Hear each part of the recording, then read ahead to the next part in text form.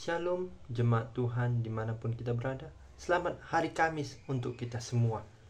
Pemberitaan firman Tuhan kita pada hari ini terambil dari Keluaran 2 ayat yang ke-11 sampai dengan yang ke-22. Keluaran 2 ayat 22 ayat 11 sampai dengan 22 dengan judul perikop Musa membela bangsanya, ia lari ke tanah Midian. Pada waktu itu ketika Musa telah dewasa, ia keluar mendapatkan saudara-saudaranya untuk melihat kerja paksa mereka. Lalu dilihatnyalah seorang Mesir memukul seorang Ibrani, seorang dari saudara-saudaranya itu. Ia menoleh ke sana sini dan ketika dilihatnya tidak ada orang, dibunuhnya orang itu, Mesir itu. Dan disembunyikannya lah mayatnya dalam pasir.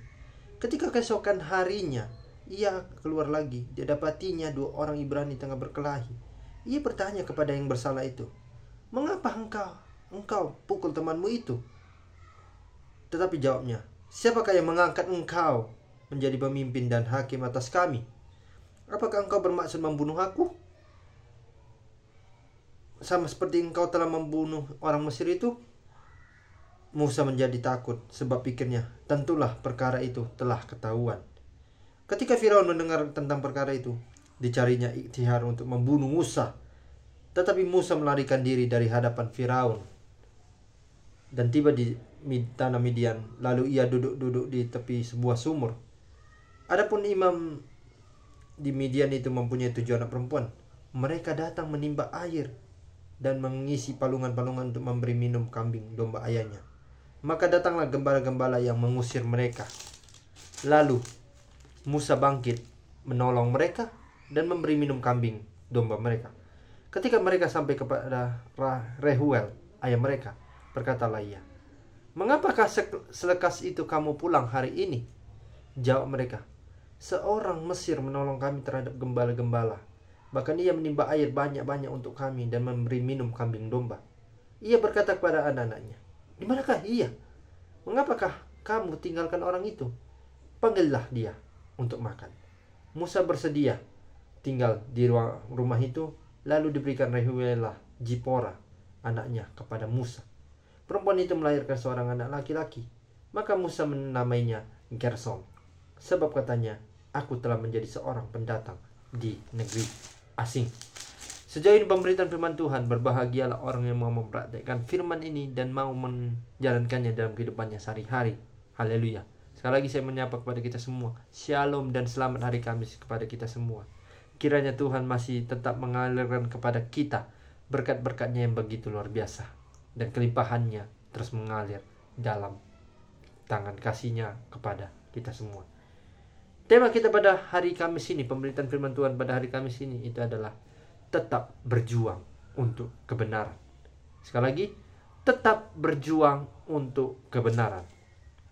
Saudara yang terkasih di dalam nama Tuhan kita Yesus Kristus, dalam pemberitaan firman Tuhan kita pada hari ini, kita belajar dari kisah Musa. Ketika Musa dilihatnya saudara-saudaranya kerja paksa begitu, dia ada melihat seorang Mesir yang memukul orang Ibrani dari seorang saudara-saudaranya itu. Jadi dia melihat ke sana ke sini, lalu dia kalau tidak di saat itu posisi tidak ada orang, dia langsung membunuh orang Mesir itu. Nah, apa yang dimaksudkan Musa di sini? Nah, ketika orang tadi kan dikatakan bahwasanya seorang Mesir memukul seorang Ibrani hingga sampai pingsan begitu. Nah, karena kenapa? Seorang Mesir ini kita lihat dia itu adalah Musa. Dia itu melihat saudaranya, salah satu saudaranya itu dipukuli dan dibunuh oleh perbuatannya. Dan ketika itu juga Musa, tanpa dilihat oleh orang banyak, membunuh orang Ibrani yang telah membunuh salah satu saudaranya. Pertanyaannya, apakah apa yang dilakukan oleh Musa itu adalah benar adanya atau tidak? Bagaimana menurut tanggapan saudara-saudara yang terkasih? Kalau menurut saya dan menurut mungkin saudara yang terkasih, apa yang dilakukan Musa itu adalah memperjuangkan dari hakikat atau hakiki dari saudaranya sendiri. Dia membunuh seorang Ibrani itu karena dia telah membunuh salah satu saudara Musa. Dan itu memperoleh yang namanya kebenaran dalam dirinya. Sama saja seperti begini. Kalau kita diibaratkan seperti Musa, kita membunuh seseorang itu demi nama kemuliaan kebenaran dia sendiri. Memang sejatinya kalau kita membunuh orang itu adalah dosa. Tetapi di sini konsepnya adalah Musa membunuh orang Ibrani itu karena orang Ibrani itu membunuh saudara dari Musa itu sendiri. Sehingga pada akhirnya Musa kan menoleh ke sana ke sini untuk membunuh orang tersebut. Kenapa dia tidak berani membunuh orang tersebut di depan banyak orang? Karena dia takut bahwasannya apa yang dilakukannya ini adalah dosa, kesalahan yang dibuat dari dirinya sendiri. Tetapi kalau kita bisa belajar, apa yang dilakukan Musa ini adalah memperoleh kebenaran dalam dirinya. Dia melindungi dirinya, dia melindungi saudara-saudara lainnya, agar supaya orang-orang Ibrani ini bisa mati atau dibunuh dari tangannya sendiri. Karena dia takut kalau orang ini masih hidup, otomatis orang ini akan membunuh saudara-saudara Musa lain dalam melakukan kerja paksa yang diperlakukan oleh Musa. Dan pada akhirnya ketika besok lagi, rupanya ada orang Ibrani berkelahi. Nah, dia berkelahi dengan temannya sendiri. Musanya bertanya, "Mengapa engkau memukul temanmu? Apa salah temanmu?" Orang itu menjawab, "Siapa engkau? Mau menghendaki aku? Urusan aku. Aku berurusan dengan dia, bukan berurusan dengan dirimu sendiri. Apakah engkau hakim? Apakah engkau raja? Apakah engkau seorang hamba? Apakah engkau seorang gembala?" Itu yang ditanyakan oleh orang itu. "Apakah engkau bermaksud untuk membunuh aku karena aku telah memukul temanku sendiri?" Lantas Musa sendiri menjawab apa? Dia tentu menjawab itu dia tidak berani menjawabnya. Tetapi dari apa yang dilakukan oleh Musa itu adalah memperoleh perjuangan dalam dirinya untuk memperoleh kebenaran. Begitu. Dia berjuang bagaimana melahirkan sebuah kebenaran dalam dirinya. Dia memperjuangkan kebenaran dalam dirinya. Dia tidak mau orang lain itu terbunuh oleh karena suatu alasan. Kalau ada alasan tertentu yang membuat orang ini membunuh orang tersebut, itu boleh saja. Tetapi kalau dalam hukumnya membunuh orang tanpa sebab, itu sama saja ada hukuman yang setimpal akan menimpa dalam dirinya. Dan makanya ketika orang Ibrani itu bertanya kepada Musa, "Engkau siapa? Engkau nggak ada hubungannya sama sekali dengan kami. Emangnya engkau siapa? Apakah orang Ibrani ini adalah kawanmu? Sedangkan engkau adalah orang Mesir. Dan apa sebabnya kalau engkau menegur aku untuk tidak membunuh atau memukul temanku ini? Apakah engkau hakim? Apakah engkau seorang pembela?" Begitu. Kan Musa terdiam. Nah, pada akhirnya dia lari ke tanah Midian. Karena dia takut ketahuan atas apa yang dilakukan perbuatan Musa kepada orang itu. Padahal kalau kita bisa meringkus atau merangkum bahwasanya apa yang telah diperbuat Musa itu adalah memperjuangkan dalam dirinya untuk yang namanya kebenaran. Seenggaknya dia memunculkan suatu statement, memunculkan dan juga menghindari stigma yang bisa menghindarkan perdebatan di antara mereka. Jadi makanya daripada ketahuan, mending Musa itu pergi ke Midian. Nah, di Midian sendiri dia itu bertemu dengan duduk-duduk di pinggiran sungai begitu. Nah, ketika itu dia berjumpa dengan imam yang ada di kota Midian. Imam Midian ini mempunyai 7 anak perempuan. Nah, ketika saat itu 7 anak perempuan ini bertugas menimba air untuk diberikan kepada hewan ternaknya, kambing untuk ternak-ternaknya, kambing domba begitu. Nah, suatu ketika ada gembala yang mengusir mereka. Apa tanggapan Musa sendiri? Musa langsung bilang begini, kalian ngapain di sini? Apa urusan kalian mengusir anak-anak perempuan ini? Kalian tidak ada urusan. Dia hanya untuk mengambil air kok, untuk memberikan kambing-kambingnya minum. Apa urusannya sama kalian? Itu kata Musa sendiri. Nah, pada saat itu datanglah tiba-tiba imam Midian itu yang bernama Rehuel, ayah dari ketujuh anak perempuan ini. Nah, Ketika datang Reuel ini, Musa itu telah pergi. Nah, makanya ketika Reuel itu datang, dia bertanya kepada anak-anaknya, "Mengapa kamu pulang hari ini?" Dibilang mereka, "Ada seorang Mesir yang menolong kami, Pak, Ayah, terhadap gembala-gembala. Bahkan ia menimba air banyak-banyak untuk kami dan memberi minum kambing domba." Dan ia berkata kepada anak-anaknya, Reuel ini, "Mengapa? Di manakah ia? Mengapakah engkau meninggalkan orang itu? Panggillah dia makan." Itu terdapat di dalam ayat yang ke 18 sampai dengan 20. Nah, kita bahwasanya ketika ayah atau Imam Midian ini datang kepada anak-anaknya, Musa itu telah lari. Dia takut ketahuan, padahal apa yang dilakukannya itu adalah memperoleh kebenaran dalam dirinya sendiri. Dia memperjuangkan keadilan, dia memperjuangkan kesetaraan agar anak-anak perempuan ini tidak digoda, tidak diganggu, dan tidak juga dibunuh oleh orang-orang gembala yang memarahi mereka. Untung saja Musa datang tepat pada waktunya.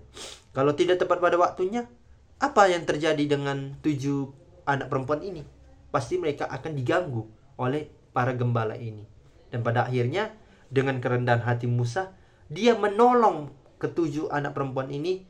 Dan pada akhirnya, para gembala itu pergi melarikan diri dan tidak datang lagi dan tidak mau mengganggu ke-7 anak perempuan ini. Karena mereka yakin suatu saat pasti Musa akan datang sebagai orang Mesir yang mampu menolong mereka untuk demi kebenaran yang sejati. Oleh sebab itu makanya kan Imam Midian yang bernama Reuel ini bertanya, "Lah, dia di mana? Orang Mesir itu di mana, anak-anakku?" Mereka menjawab, "Dia sudah pergi, Pak, Ayah." "Mengapa engkau meninggalkan dia?" "Dia itu adalah orang yang," lalu anaknya menjawab, "dia itu adalah orang yang benar-benar baik, Pak, Ayah. Dia telah memberikan kami minum air banyak, dia telah menolong kami daripada gembala-gembala yang jahat, dan sebagainya."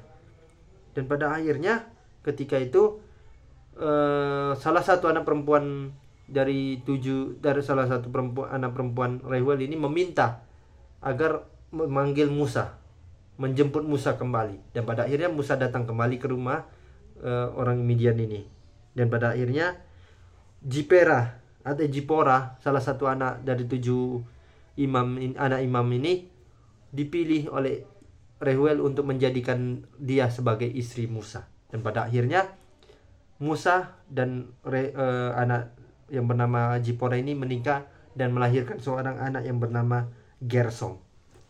Nah, Bapak Ibu Saudara yang terkasih dalam nama Tuhan kita Yesus Kristus, dari kisah yang kita lihat dari Musa, seorang nabi yang benar-benar tulus, benar-benar mengungkapkan bagaimana bahwasanya kebenaran itu harus diungkapkan dengan baik.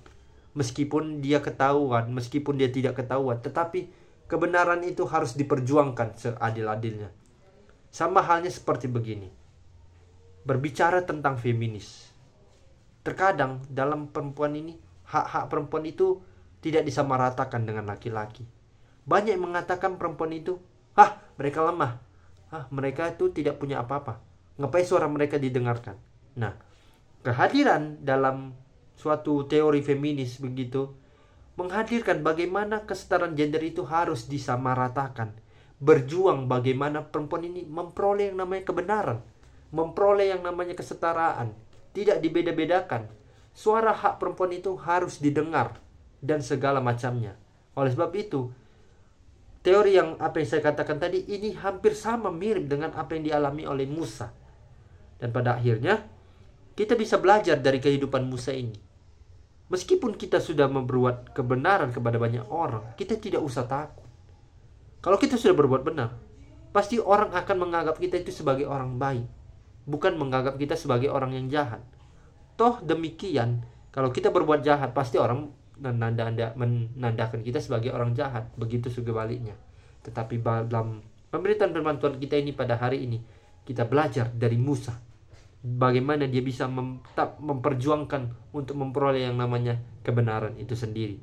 Dari apa yang dia lakukan, itu adalah salah satunya contoh kebenaran yang bisa kita contohkan dalam kehidupan kita sehari-hari. Untuk itu, Bapak Ibu Saudara yang terkasih dalam Tuhan kita Yesus Kristus, langkah apa sih yang sebenarnya harus kita lanjutkan dalam kehidupan kita saat ini? Yang pertama, itu adalah tetap menjadikan diri kita untuk berbuat kebenaran kepada banyak orang. Yang kedua, berbuat kebaikan kepada banyak orang. Yang ketiga, berbuat kasih kepada banyak orang. Dari ketiga langkah ini, kalau kita mau hidup dengan baik, lakukanlah. Karena itu adalah, tiga langkah ini adalah hal yang seturut dengan kehendak Allah, bukan dari kehendak kita sendiri. Sehingga tiga hal langkah ini bisa memperoleh yang namanya kebenaran dalam diri dan memperoleh yang namanya berkat daripada Tuhan. Kebenaran akan selalu mendatangkan kebaikan.